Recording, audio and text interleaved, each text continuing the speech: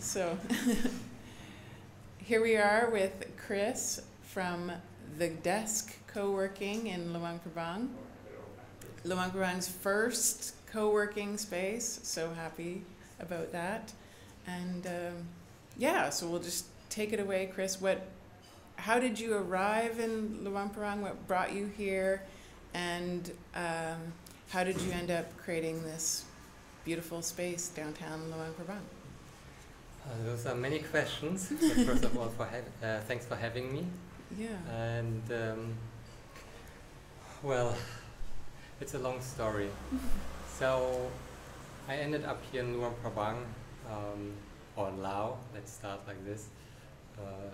3.5 years ago, I came to this country on a bicycle because I attempted to cycle around the world. So I left Germany mid of 2019 on a bicycle. I quit my job, sold my car, I quit my apartment. It's a whole package of quitting things. And left Germany and cycled just east. And as we all know, March 2020, the COVID pandemic hit. And at that point I was in Vietnam. So it slowly picked up. And in the beginning it was fine in Vietnam. And because the mindset there was like, it's like this Chinese disease. And I don't look Asian, so it was okay for me as a Western tourist. And but day by day things got more difficult. And it started with finding accommodation. So there were days like I spent literally half a day just to find accommodation because people didn't want to accommodate me anymore. They were afraid of COVID. Because then at some point it was like this, not the Chinese thing anymore, it was like the foreigners bring a disease, which nobody really knew what it was. And I cannot blame them for that. We all didn't really know what was coming, right? Yeah. And but I managed somehow. Yeah. And but then at some point people didn't even want to sell me food anymore. Wow. So that was frightening. Like it was literally, I was at the doorstep of restaurants, shops, and they didn't let me go in. They even yelled at me. They kind of pushed me out again, like saying like, go out, leave. And then you feel really helpless, you know. And even the street vendors didn't want to sell me anything. I remember a situation that I was just shouting over to them, like saying, like, just put the sandwich here on the sidewalk, and then I step back, and and then I put the money here, kind of that kind of thing. Did not work at all. And my original plan was actually just to cycle down, follow the coastline of Vietnam, go down to Cambodia. So I checked my panniers to see how much food do I actually still have, Can I make it to Cambodia? And I realized immediately, no, I cannot make it. I only have 2 oranges left and half a package of crackers. Okay, that's not so much food. So I checked the maps, like, okay, where could I go? So Cambodia was still like 1,000 kilometers away. Yeah. So impossible with 2 oranges. Yeah. And then there was Laos, which was around 100 kilometers away. Wow. So I thought, well, I can make the 100 kilometers in a day. Yeah. And I can manage to live off 2 oranges and a handful of crackers for a day, but only for a day. Yeah. So I just took a turn, cycled up the mountain to the next border post into Laos. So the reason why I came to Laos is because I was hungry. Literally. Yeah. Well, you came to the right place. Yes, it turned out it was the right place for me at that time, and I'm still here, so it still is the right place for me right now. Yeah. So I crossed the border in southern Laos. I came out at the northeastern edge of the Thakek Loop, and there's a small town called Lac Sao. So came into this town, and I already on my way from the border down to the town, I felt something was different, like more positive in a way. Yeah. And I stopped at the first guest house that I could find. No problem, I could check in. They were happy to have me as a guest. I was like, oh, sweet. You know, apparently I'm in the right place now. And so checked in, took a shower, and then walked to the next ATM to take out some cash. And then I wanted to go to a restaurant because I actually only ate one of the oranges and half the package of crackers along the way, because I thought I better save the other half because I don't know if things are better in Laos. Right. I had no idea. Yeah. And so I took out cash, and on the other side of the road, opposite of that ATM, there was a restaurant, a local restaurant across the street. I still remember, you know, I looked up to the sign and I was literally doing like a little prayer, like, please let me inside, I'm so hungry. And then this server, a young lady, she came up to me and she was like, oh, welcome, sit down, what do you want? You have no idea what kind of good feeling that was. Yeah. You know, like to be welcomed again, you know, Yeah. and someone offering you a seat and asking what you It's just want. like Twilight Zone, like stepping out from one reality Exactly. into another in a matter Totally. of kilometers. It's Yes. a wild story. And so I didn't even order some fancy food, just a portion of fried rice. But it was the best fried rice in my life. Yeah. And yeah, so this is how I came to Laos. Wow. And I thought, okay, from here I just still try to go to Cambodia. Instead of following the coastline, I will just follow the Mekong River. Mm. So why not? You know? Mm. So I cycled further down south and then arrived at town Takek. Okay. And at that point was the first lockdown announced Oh. here in Laos, which lasted like 2 months. Uh-huh. So at that point I had to decide what to do. Yeah. And I basically had 3 options. Like I could have taken an evacuation flight back to Germany, I could have crossed quickly into Thailand, or just to stay and sit it out. Yeah. So and I didn't make it an easy decision. I was like, what to do? So I sat down with another guest at the hostel where I was staying, and we talked. And the one thing I knew was like I didn't want to go back home because I was in the travel mode. I wanted to cycle around the world. You know, I didn't even make it halfway at the point. You know? And I was like, no, I cannot go home. It's like in my mind it was kind of quitting, even though it was not, you know, really quitting, because it's not that you have many choices, right? Right. And so that option was off the table for me. Then it was like Thailand. Never been to Thailand before, and so I don't know what to expect. And just with that experiences coming from Vietnam, I was kind of nervous that the same things could happen in Thailand Right. again. But in Laos, I knew I was fine. You know, Yeah. I could everything necessary to get along Yeah. for how long, whatever it takes. Yeah. So I decided to stay. Yeah.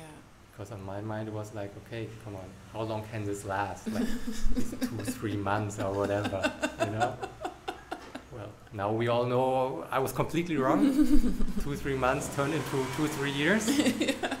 And yeah, so, but then after 2 months in Takek, the lockdown was lifted, and according to the news, it was still possible to go to Cambodia. So I kept going south to Pak Se, Yeah. because there was a Cambodian consulate. And when I arrived at town, I was so excited. I was like, yeah, I'm gonna make it. I'm going to Cambodia. And I met the consul himself, and he was like, yeah, no problem. You can get your visa. You know, just you need to bring photos, the passport photos. I think at that time the visa cost like $30. And of course bring a passport. And right now, because of the COVID situation, we also need the health certificate. I was like, okay, fair enough. I even asked him, like, where's the best place for me to go here to get a certificate? He was like, I'll try at the provincial hospital. It's right in the city center. Okay, cool. So I did that, and I managed to get a health certificate. It's the funniest piece of paper I ever received in my life, to be honest. I still have it. It's like my favorite travel souvenir of all times, because it's literally just a blank piece of paper. Like the head of the paper says provincial hospital, Paxe, na na na. But then in the middle of the paper, they just wrote down healthy. Nothing else. I've never seen a doctor, I've never done a test. So, but at that point I was like, okay, no questions asked, I take it, you know, if that helps me to get a visa, I take it.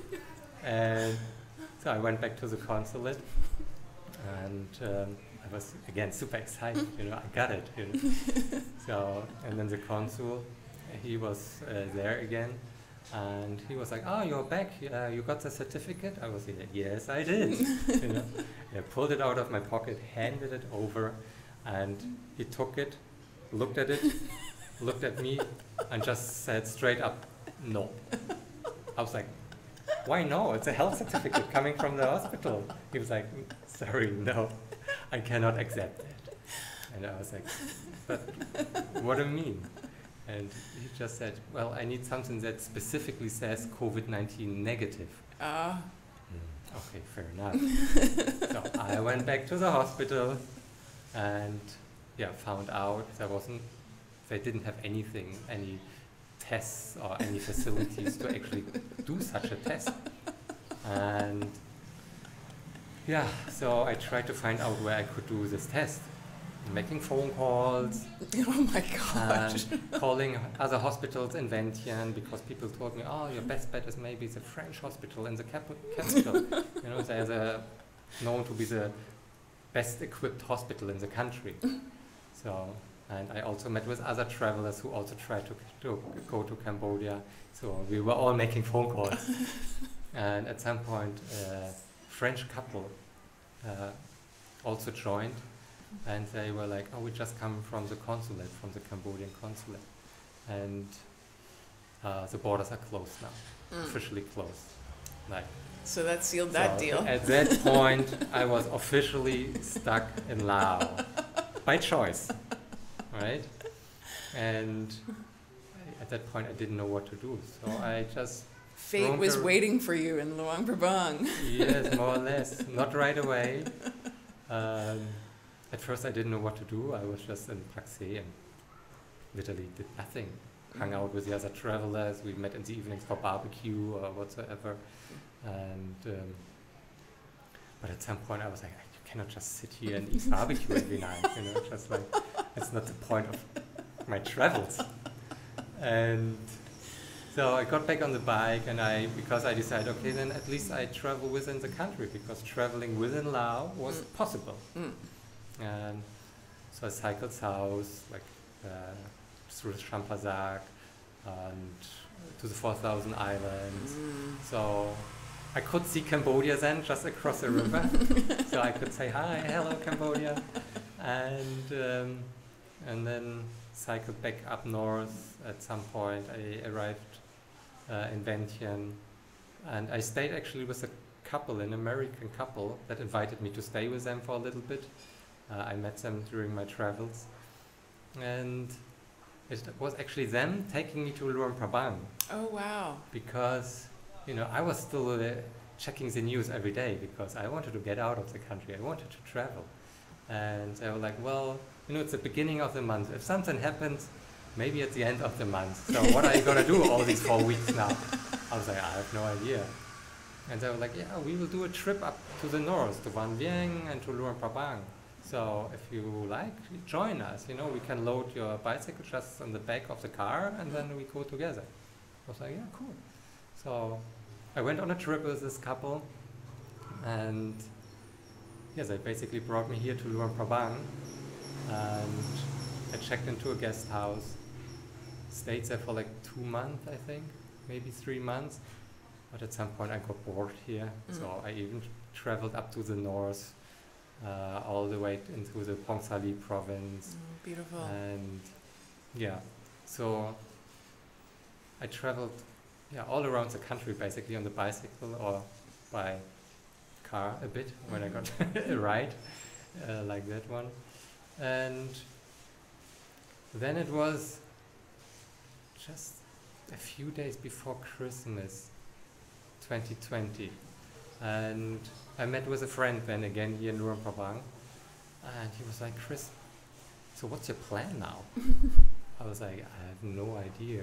You know, he was like, yeah, I mean, I know you've been all around the country now, so what's next? I was like, I really have no idea. And then he just said, like, you know, the room next door just got free. Maybe stay a little bit, figure out what you want to do, and once you know, you just continue. So I took the room, and that was the beginning of me staying in Luang. Wow. Yep, it's been literally a long ride coming here. Yeah, right. Yeah. So, yeah, and then at some point I left that guest house. I got my own little townhouse here in Luang Prabang, and yeah, at some point I met my girlfriend, and now we're here at the Desk Co-working, which we just recently opened, Yeah. which we built together. 2 weeks, almost 3 weeks now? Almost 3 weeks now, yeah. Yeah. Wow. Yeah. So cool. So yeah, that's where we are now at the co-working, the Desk Co-working. Why am I having Exactly. such a hard time with that? The Desk. How easy is that to remember? Yeah. So yeah, all you have to do is look them up. They're the only ones in town. So I'll hold up the card here. Thanks.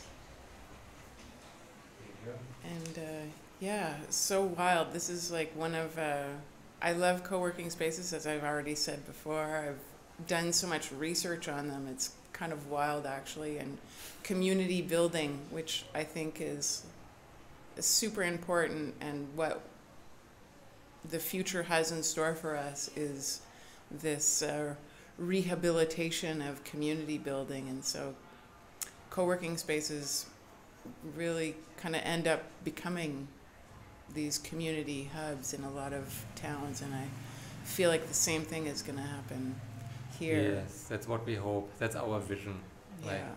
our vision is to become this local hub for digital or remote workers from wherever they come from, if it's locals or from all around the world. So, Yeah. yes, that's Where our locals can mingle with travelers, because co-working spaces end up drawing in a local crowd as well, not just remote, not just traveling workers. So right. super cool. Yeah, I mean, also part of our vision is not that it's just people come here to work, you know, that people don't just see it as a workplace. Right. Also to meet people, Yes. to exchange knowledge, Yes. maybe exchange ideas, and Yes. maybe something new comes out of it and something new grows out of it. Sure. That's why we are saying ideas start here. Yeah. So Yeah, that's it's a kind of great. the vision. Yeah, I love that. I love that. I love that concept. Ideas start here, and this is sort of. I mean, it's happening right now. Exactly. Yes. Actually, and Yes, in fact. exactly. That's the So- beauty of it. Yeah. Awesome. And what was it like for you to, as a as a foreigner, as a traveler, then to start a business here in Luang Prabang? How was that process? What was that like for you? I was actually quite hesitant about it, and I wouldn't have done it with my girlfriend. She's been here for so many years, and she has been working in different businesses here, running her own business, the horse riding stables here, the local horse riding stables, and yeah. So there was like some support there. Exactly. Again, that feeling of having like support, like when you crossed the border and someone offered you a chair to sit in and brought you your meal. It's like this feeling of support. And so Totally, you really yes. feel that carried through all the way, Yes, totally. in fact. I mean, I always wanted to create something by myself. Mm. I had no idea it will happen here. I Yeah. thought probably one day back home in Germany. Right. And but it was just, I think it's an idea that grew throughout the pandemic also, because I also work remotely, and yeah, most of the time just from home. Right. So at home you're always alone.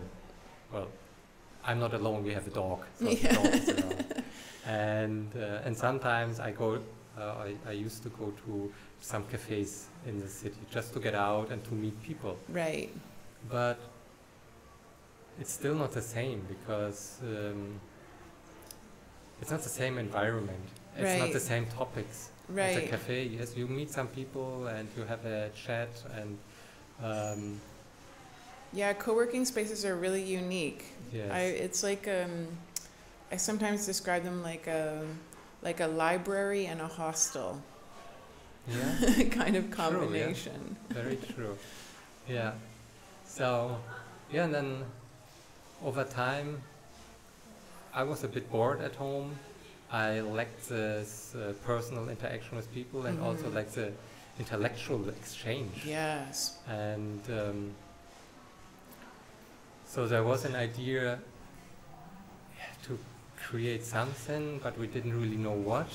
And it was then actually my girlfriend Saita's idea to do a co-working space. But as I said, I was still hesitant. Yeah. Creating a business in a country where you don't really know how things work. Yeah, and you're supposed to be traveling around the world. Exactly. And but then, yeah, we talked about it. We bounced back and forth with the ideas. And at some point we were like, okay, let's do this. Yeah. Let's give it a try. Yeah. And and then it was, the first step was just finding a location. So we literally just cruised around town on the motorbike, and wherever we saw a sign for rent, Yeah. we gave them a call. Yeah. We looked at the locations, and yeah, this one we liked most, even though this house was a total mess. Yeah. Like nobody was in this house for a few years throughout the whole pandemic. So we had to renovate everything. But we came in here and we thought, like, wow, this house has a good energy. We're right across the temple, and I mean, there must be good spirits coming over here. So. Yeah, no, it is a great spot. You Yeah. really feel and a bit of a mountain view even. Yes, actually, very it's true. really gorgeous spot. Yeah. And so yeah, we were like, okay, let's do this. We took it, we signed the contract, and started making plans. Like, just, yeah, starting with a floor plan, how to put things. We remodeled the entire house. We broke walls, replaced walls with glass elements, because we wanted to create something open and welcoming, like with like lots of natural light coming in. Yeah. And yeah, I mean, whoever has been in a average Lao house knows many of them are quite dark. Yes. And this is not in a positive work environment. Right. So and we wanted to create the complete opposite. Yeah. And then also like a fresh color theme, and which is also all Saita's work. She's a creative mind here. Yeah. And and then took from the day when we rented this place until actually opening, it was about half a year. Okay. So we spent lots of time, energy. Lao style, sasa, slowly. Yes. Yeah. You don't have a choice, to be honest. Yeah. You rely on some people, especially, you have your construction workers, and their schedule is different than yours. Yeah. So, but you adapt, and you take it as it is, and you learn from it. Yeah. So Beautiful. Well, I'm so happy for you. Thank you. And what a crazy story. I love your health certificate. Me too. I should actually frame it. I just have it somewhere in my diary. I put it somewhere in there. And wow, like a kind of magical entry really into Lao. Yes, which is, exactly. This place really feels special to me too. I was on a trip to Vietnam, and I didn't have very fun time there, actually. And when I was when we were coming back to cross the border back into Laos, I was like literally crying on the bus. I was just like, please get me there. Yeah, it's a beautiful, very charming place. Luang Prabang is a very charming town. Yes. That's why I'm always saying, because of my story, how I came here, I didn't choose Laos. Laos chose me. Yeah, it's so beautiful. So thank you for sharing it with us. Yes, and you're welcome. yeah, I hope everybody checks it out. I'll leave the link in the description box, and it's not hard to find. No. The only game in town when it comes to co-working. Just Google it, and we are You will just find it. ranked number 1, obviously. Yeah. Thank you so much, Chris. Yeah, thank you for having me. Great.